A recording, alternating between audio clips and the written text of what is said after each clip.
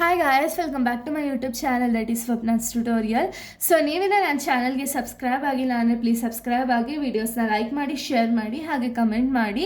So ಇವತ್ತು ನಾನು ಮಾಡ್ತಿರೋ ಸಬ್ಜೆಕ್ಟ್ ಯಾವುದು ಅಂದರೆ ಥರ್ಡ್ ಸೆಮ್ BComನ ಕಾರ್ಪೊರೇಟ್ ಅಕೌಂಟಿಂಗ್ ಅನ್ನೋ ಒಂದು ಸಬ್ಜೆಕ್ಟ್ನ ಎಕ್ಸ್ಪ್ಲೈನ್ ಮಾಡ್ತಿದ್ದೀನಿ. ಸೊ ಅದರಲ್ಲಿ ಚಾಪ್ಟರ್ 2 ಬಂದುಬಿಟ್ಟು ಅಂಡರ್ ರೈಟಿಂಗ್ಸ್ ಆಫ್ ಶೇರ್ಸ್ ಅಂತ ಹೇಳಿ. ಸೊ ಈ ಒಂದು ಚಾಪ್ಟರ್ನ ಈ ಒಂದು ವಿಡಿಯೋದಲ್ಲಿ ಎಕ್ಸ್ಪ್ಲೈನ್ ಮಾಡ್ತಿದ್ದೀನಿ. ಸೊ ನಾನು ಪ್ರೀವಿಯಸ್ ವಿಡಿಯೋದಲ್ಲಿ ನಾನು ಸ್ವಲ್ಪ ಥಿಯರಿ ಪಾರ್ಟ್ನ ಎಕ್ಸ್ಪ್ಲೈನ್ ಮಾಡಿದ್ದೆ.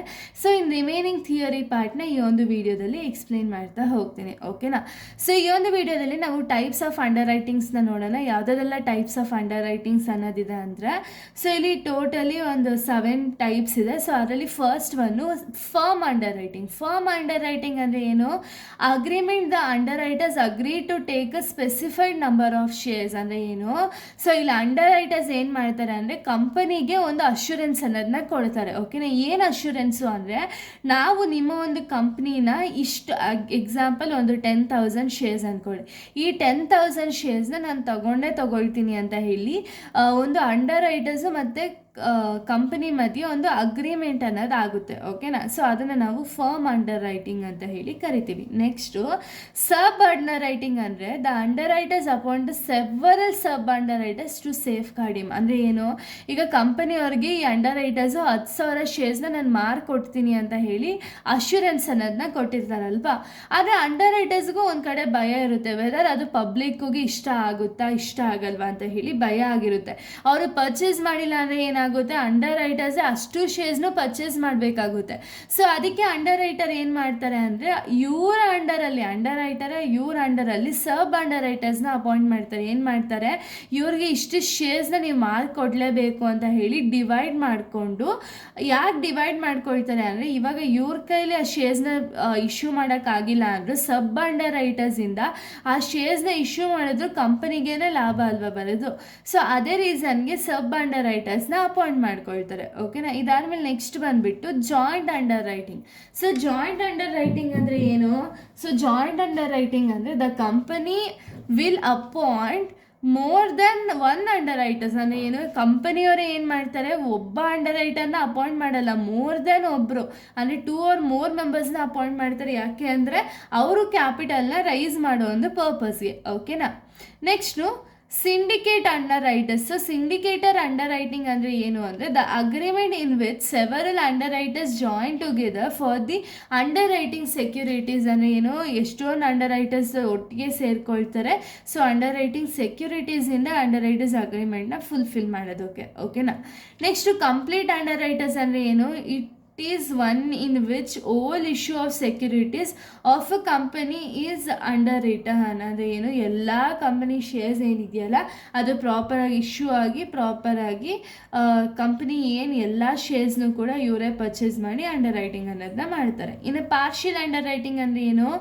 This is the agreement only a certain part of issue of securities of a company is underwritten. ಅಂದರೆ ಏನು? ಸ್ವಲ್ಪ ಕಂಪನಿ ಶೇರ್ಸಲ್ಲಿ ಸ್ವಲ್ಪ ಅಮೌಂಟ್ ಮಾತ್ರ ಅಂಡರ್ ರೈಟರ್ಸ್ಗೆ ಕೊಡ್ತಾರೆ ಸೇಲ್ ಮಾಡಿ ಕೊಡೋದಕ್ಕೆ, ಓಕೆನಾ. ಇನ್ನು ನೆಕ್ಸ್ಟ್ ನಾವು ನೋಡೋದಾದರೆ, ಸೊ ನೆಕ್ಸ್ಟ್ ಬಂದುಬಿಟ್ಟು conditional underwriting. Conditional underwriting ಅಂದರೆ ಏನು? This agreement of the underwriters agree to take up agreed portion of shares not taken up by the public, ಓಕೆನಾ. ಸೊ ಅದನ್ನು ನಾವು ಕಂಡೀಷ್ನಲ್ ಅಂಡರ್ ರೈಟಿಂಗ್ಸ್ ಅಂತ ಹೇಳಿ ಕರಿತೀವಿ. So ಇದಾದಮೇಲೆ next topic ಬಂದುಬಿಟ್ಟು ಫಾರ್ಮ್ಯಾಟ್ ಇದೆ. ಸೊ ಫಾರ್ಮ್ಯಾಟ್ನ ನಾವು ಇದೇ ವಿಡಿಯೋದಲ್ಲೇ ನೋಡೋಣ ಯಾವ ರೀತಿ ಫಾರ್ಮ್ಯಾಟ್ ಇದೆ. ಸೊ ಅಂಡರ್ ರೈಟಿಂಗ್ ಪ್ರಾಬ್ಲಮ್ಸ್ನ ಕೊಟ್ಟಿದ್ರೆ ನಿಮಗೆ ಯಾವ ರೀತಿ ಫಾರ್ಮ್ಯಾಟ್ ಬರುತ್ತೆ. ಇದರಲ್ಲೂ ಕೂಡ 12 ಮತ್ತು 4 ಮಾರ್ಕ್ಸ್ ಆಗಿ ಡಿವೈಡ್ ಆಗಿದೆ. ಸೊ ಇವಾಗ ಫಾರ್ಮ್ಯಾಟ್ನ ನಾವು ನೋಡೋದಾದರೆ, ಸೊ ನೋಡಿ ಇದು ಫಾರ್ಮ್ಯಾಟು. ಸೊ ಫಾರ್ಮ್ಯಾಟಲ್ಲಿ ಅಂಡರ್ ರೈಟಿಂಗ್ಸಲ್ಲಿ ನಿಮಗೆ ಇಷ್ಟೇ ಫಾರ್ಮ್ಯಾಟ್ ಬರುತ್ತೆ. ಇದರಲ್ಲಿ ನಿಮಗೆ 12 ಮಾರ್ಕ್ಸ್ ಆ್ಯಂಡ್ 4 ಮಾರ್ಕ್ಸ್ ಎರಡು ಇನ್ಕ್ಲೂಡ್ ಆಗಿರುತ್ತೆ. ಬಟ್ ಏನು ಅಂದರೆ ಸ್ವಲ್ಪ ಚೇಂಜಸ್ ಇರುತ್ತೆ. 12 ಮಾರ್ಕ್ಸ್ಗಾದ್ರೆ ಜಾಸ್ತಿ ಅಡ್ಜಸ್ಟ್ಮೆಂಟ್ಸ್ ಇರುತ್ತೆ, ಜಾಸ್ತಿನೇ ಒಂದು ಸ್ವಲ್ಪ ರಿಲೇಟೆಡ್ ಲೆಂತಿ ಆಗಿರುತ್ತೆ. ಬಟ್ 4 ಮಾರ್ಕ್ಸ್ಗೆ ನೀವು ಯೂಶ್ವಲಿ ಇಷ್ಟೇ, ಆಯಿತಾ. ಸೊ ನೋಡಿ ಇಲ್ಲಿ ಪರ್ಟಿಕ್ಯುಲರ್ಸ್ ರುಪೀಸ್ ಟೋಟಲ್ ಅಂತ ಇಲ್ಲಿ ಕೊಟ್ಟಿರೋದು. ಸೊ ಇಲ್ಲಿ ರುಪೀಸಲ್ಲಿ ನೀವು ಇನ್ನರ್ ಕಾಲಮ್ ಆರು ಯೂಸ್ ಮಾಡ್ಕೋಬೋದು, ಇಲ್ಲ ಟೋಟಲ್ ಒಂದೇ ಸತಿ ಹಾಕ್ತೀನಿ ಅಂದರೆ ಏನು ಇಶ್ಯೂ ಇಲ್ಲ. ಸೊ ಫಸ್ಟ್ ನೀವೇನು ಮಾಡ್ತೀರಾ ಅಂದರೆ ಗ್ರಾಸ್ ಲಯಬಿಲಿಟಿನ ಫೈಂಡ್ ಔಟ್ ಮಾಡ್ತೀರಾ. ಇಲ್ಲಿ ಆ್ಯಸ್ ಇಟ್ ಈಸ್ ಕೊಟ್ಟಿದ್ರೆ ಅದನ್ನ ಆ್ಯಸ್ ಇಟ್ ಈಸ್ ಅಮೌಂಟ್ನ ಹಾಕ್ತೀರಾ. ಇದಕ್ಕೆ ಅನ್ಮಾರ್ಕ್ಡ್ ಅಪ್ಲಿಕೇಶನ್ನ ಮೈನಸ್ ಮಾಡಬೇಕಾಗುತ್ತೆ. ಗ್ರಾಸ್ ಲಯಬಿಲಿಟೀಸ್ಗೆ ಅನ್ಮಾರ್ಕ್ಡ್ ಅಪ್ಲಿಕೇಶನ್ನ ಮೈನಸ್ ಮಾಡಿದಾಗ ನಿಮಗೆ ಬ್ಯಾಲೆನ್ಸ್ ಸಿಗುತ್ತೆ.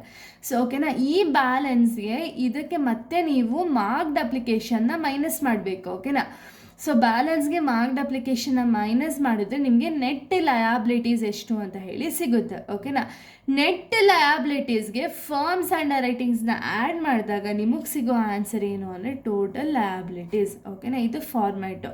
ಸೊ ಇದರಲ್ಲಿ ಮಾರ್ಕ್ಡ್ ಅಪ್ಲಿಕೇಶನ್ ಅಂದರೆ ಏನು? When the public get the application form through underwriters, they put a seal on the application form such as stamped application called as in marked application. ಅಂದರೆ ಏನು, ಇವಾಗ under ರೈಟರ್ಸ್ಗೆ ಪಬ್ಲಿಕ್ಸ್ಗೆ under writers ಶೇರ್ಸ್ನ issue ಮಾಡಿದಾಗ ಅಲ್ಲೇನಾದ್ರು company seal ಇತ್ತು ಅಂದಾಗ ಅದನ್ನು ನಾವು marked application ಅಂತೀವಿ. ಅದೇ ಸೀಲ್ ಇಲ್ಲ ಅಂದಾಗ ಅದನ್ನು ನಾವು ಅನ್ಮಾರ್ಕ್ಡ್ ಅಪ್ಲಿಕೇಶನ್ ಅಂತ ಹೇಳಿ ಕರಿತೀವಿ. ಸೊ ನೋಡಿ, when the company do not get the application from the under writers through directly applied by the company search does not contain seal. ಅಂದರೆ ಏನು, ಇದಕ್ಕೆ ಸೀಲ್ ಇರಲ್ಲ, ಬಟ್ ಏನು ಅಂದರೆ ಈ ಅನ್ಮಾರ್ಕ್ಡ್ ಅಪ್ಲಿಕೇಶನ್ನ ಡೈರೆಕ್ಟಾಗಿ ಕಂಪನಿಯಿಂದ ಪಬ್ಲಿಕ್ಗೆ ಇಶ್ಯೂ ಮಾಡ್ತಾರೆ. ಇದನ್ನು ನಾವು ಅನ್ಮಾರ್ಕ್ಡ್ ಅಪ್ಲಿಕೇಶನ್ ಅಂತೀವಿ. ಮಾರ್ಕ್ಡ್ ಅಪ್ಲಿಕೇಶನ್ ಅಂದರೆ ಸೀಲ್ ಇರುತ್ತೆ, ಇದಕ್ಕೆ ಸೀಲ್ ಅನ್ನೋದಿರಲ್ಲ. ಓಕೆನಾ, ಇದು ಫಾರ್ಮ್ಯಾಟು. ಸೊ ಇಲ್ಲಿಗೆ ಒಂದು ವಿಡಿಯೋ ಅನ್ನೋದು ಕಂಪ್ಲೀಟ್ ಆಗುತ್ತೆ. ನೆಕ್ಸ್ಟ್ ವಿಡಿಯೋದಲ್ಲಿ ನಾನು ಇದ್ರ ರಿಲೇಟೆಡ್ ಪ್ರಾಬ್ಲಮ್ಸ್ನ ಎಕ್ಸ್ಪ್ಲೈನ್ ಮಾಡ್ತಾ ಹೋಗ್ತೀನಿ. So thank you guys, thanks for watching.